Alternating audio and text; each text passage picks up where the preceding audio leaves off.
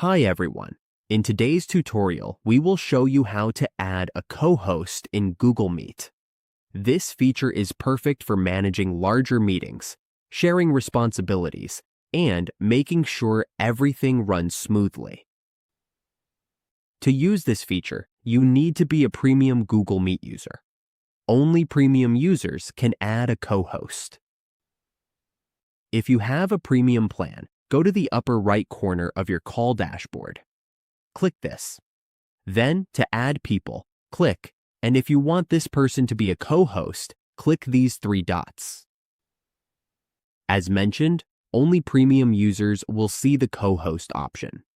Select Add as a co-host.